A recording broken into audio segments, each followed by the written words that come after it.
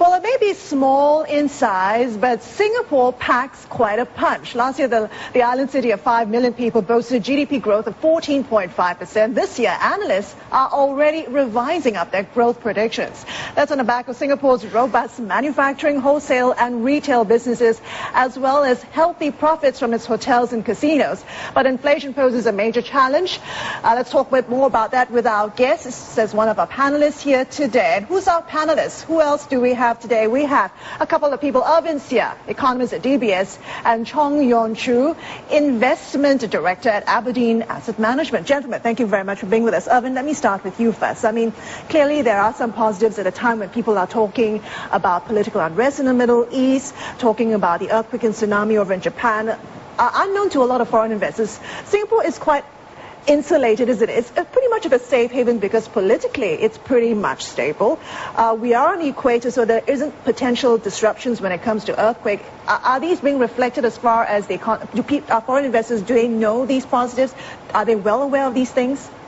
In fact, I would like to, differ with regards to the view that Singapore is quite isolated. In fact, this economy is actually more open than any economy in the world. I mean, total trade accounts for about 300% of GDP. It is especially vulnerable to external volatility. Right now, I think the most pressing problem that it faces is actually inflation. Inflation, in fact, is now a clear and present danger for policymakers, not just across in the region, but particularly in this small and open economy in Singapore.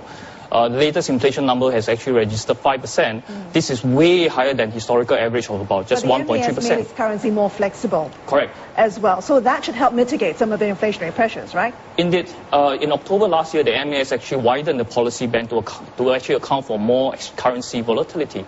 However, right now, Singapore, the nominal effective exchange rate is trading at the upper end of this policy band. Essentially, we are facing, again, upward pressure on the Sing dollar. So given that inflation has now become an even more pressing problem, despite some of the near short-term growth concern coming from Japan. Sure. But overall, I think going forward, the focus will return back to inflation.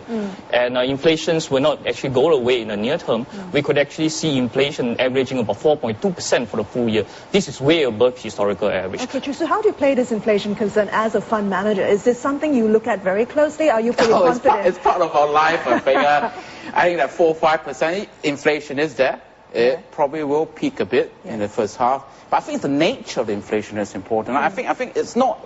It is partly cost push, but you must understand, Singapore is a bit like a barometer of Asia. In fact, as you know, it's also called the Switzerland of the East. So the inflation is very much to do with cost push. You're getting a lot of food prices increasing suddenly. Yeah. So that's probably going to be a bit of a temporary effect. But there's no denying that there's a strong rebound in the economy in the past 2 years since 2009. There's a lot more demand. And sometimes it's a good problem to have. Okay, so what are some of the stocks you're investing in Singapore right now? They're quite standardized name. We like the banks. They're a different story together. They're not just the Switzerland of Europe, of Asia, sorry. But they will be growing in the region, you know. And I like that. We like UOB.